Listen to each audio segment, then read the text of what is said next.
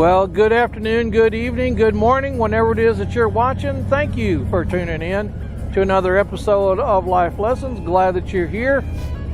It doesn't seem possible, does it, that another year's gone by and here we are getting ready to start a new year. Maybe, hopefully you've made some plans. Hopefully your Christmas, your holidays went just fine. Wasn't any major mishaps of any kind. But now we're looking toward the new year. Last week, I started just a series of two podcasts on being successful in the new year. Many people have different definitions of what success is, but what is your definition of success? What is it that you think it is? Write it down. Is it about money? Is it about position, prestige, status, relationships? How do you define success? Well, last week we looked at three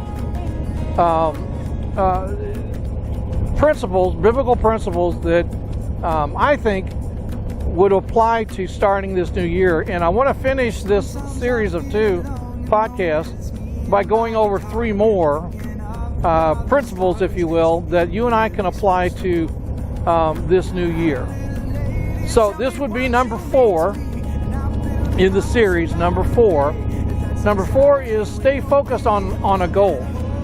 Stay focused on the goal. What is your goal?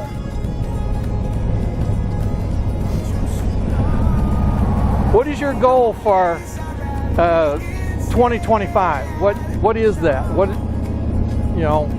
Have you written anything down? And I look at goal setting different than New Year's resolutions. I look at it different. So what is your goal? Stay focused on the goal. In Philippians chapter 3, verse 12, Paul says, "Not that I have already obtained all of this, or have already arrived at my goal, but I press on toward the prize, for the mark of the prize of the high calling of God in Christ Jesus." Paul said this one thing I do, one thing. I keep my eye on the goal. What is your goal for 2025? Some people, set a whole year's worth of goals, and that's fine. But you want to be careful that your goal is specific, that it's attainable, okay? That it's not so big that if you don't make, it's not like, okay, some people, the typical thing, right? Some people say, well, I want to lose 100 pounds this year. Okay, that's a good goal. That's a good goal. But what happens if you don't reach that? Then you feel awful because you didn't reach your goal. So make it attainable. Maybe it's, I want to lose 1 pound a month, or maybe I want to do something that will better my health, that kind of thing, okay? But whatever it is, stay focused on that goal. Now, throughout the year, if we're really honest with ourselves, throughout the year, we can be easily distracted, right? Easily distracted. Paul says, no. Forgetting that which is behind. That's a verse prior to that. Forgetting that which is behind. Well, what's behind? Last year, lost opportunities, mistakes that have been made, all that kind of stuff. All right. Forgetting that which is behind, I press forward. You and I are going to face some challenges that we don't even know about in 2025. Personal challenges, family challenges, loss, grief, promotions, job changes, changes in where we live, all, things that we can't even predict right now. Okay, here at the first of the year, we can't even predict it. But that's going to happen, right? Things that are unexpected. But focus on a goal. Now, if you don't have a goal, then you can kind of get blown around by the wind, right? So focus on a goal. Number 2, stay out of regret. Stay out of regret. Isaiah chapter 43, verses 18 and 19 says, "Forget the former things and do not dwell on the past. See, I am doing a new thing." I love that. I am doing a new thing. This is a new year. What is God going to do new and different in your life? I mean, when you think about that, it's kind of exciting, right? It is kind of exciting. So what is God going to do in your, what new thing? Maybe, I don't know, maybe it's a new perspective, right? 2024 was a lousy year for you. Maybe the new thing is He's going to create in you a new perspective, maybe a new joy, maybe new priorities. He says, "Forget the former things, do not dwell on the past. See, I am doing a new thing." Some people live in the past, right? Some people live in the past. One of the things that I enjoy about riding with a group on a motorcycle trip, or even riding with my wife, is that we, whenever we have to stop and fuel up, or even along the way, we talk about the trip, right? We talk about the journey that we're on.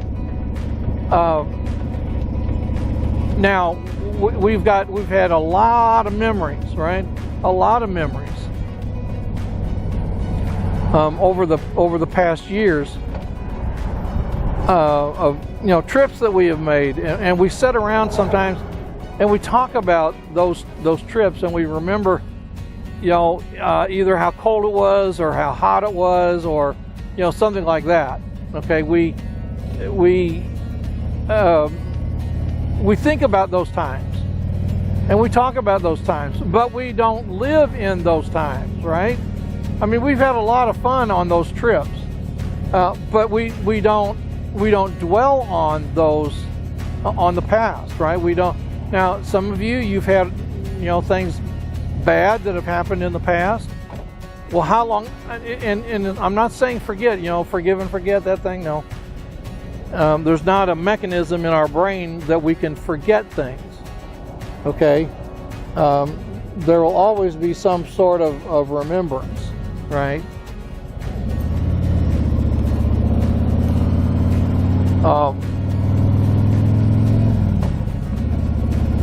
So he says, stay out of regret. Now, I'm sure that you and I have some regrets over the last year, right?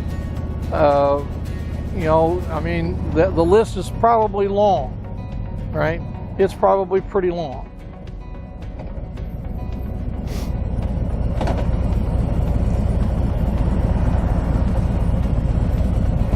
But are you just focused on those regrets? Do you just I don't know, does it take up your mind? Does it take up your thinking? Does it take up your day? And all of us have missed opportunities. I have, you have, everybody has.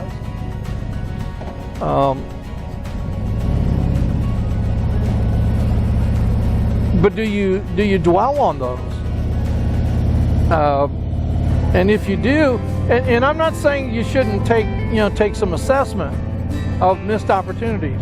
Well, what caused me to decide this over that? What made me decide to do this versus the alternative? Okay, nothing wrong with taking an assessment, and I'm not suggesting that we don't do that. What I am saying is that to just dwell on that and dwell on all the regrets. Some of you over this last year had to break up a relationship, okay? And you're just kind of really focused in on that regret. Okay, I get it. A lot of people have a lot of regrets regarding relationships. But what do you do about that? Okay, what do you do about that? Do you just wallow in that? Is that what you want to do? You want to wallow in that? or do you want to get on with living? Yeah, I guess I could spend my time fretting about and regretting all of the stuff that, missed opportunities or broken relationships or whatever, but the actual thing is not to dwell on that. Stay away from that, man. Because listen, if you just focus on regret and you're just into that, it will mess with you. It will lead you to a depression. It'll lead you to anxiety. It'll lead you to not wanting to be around people. All of that stuff. So stay away from regret. And then finally, for this series, number 6 is remember where success comes from. Remember where success comes from. I love this passage out of Deuteronomy chapters 11 to 14. I'm not going to read all of that, but God has brought the people, the children of Israel, through the Red Sea, through the wilderness wanderings. He stayed faithful to them, although they didn't stay faithful to him a lot. And he's warning them, giving them an admonition, a warning about what to be careful when they're on the other side of the Jordan River and they're dwelling in their houses and all of the, they're living a life of ease. He says, be careful that you do not forget the Lord your God. Otherwise, when you eat and are satisfied, when you build your houses and settle down, and when your herds and flocks grow large, and the silver and gold increase, and all you have is multiplied, then your heart will become proud, and you will forget the Lord your God, who brought you up out of Egypt and delivered you out of slavery. He says, I love that. I mean, that's a sobering thought, really. It's a sobering thought that you and I, when we think about what we view as what we want to be successful in this next year, if we indeed are successful and God so blesses us that, and we prayed about it and we've sought God about it, we've sought wisdom, we've done all the things that I have outlined thus far, and God blesses us, He says, be careful that you don't take full credit of where you've come from and where you're at and what you've received.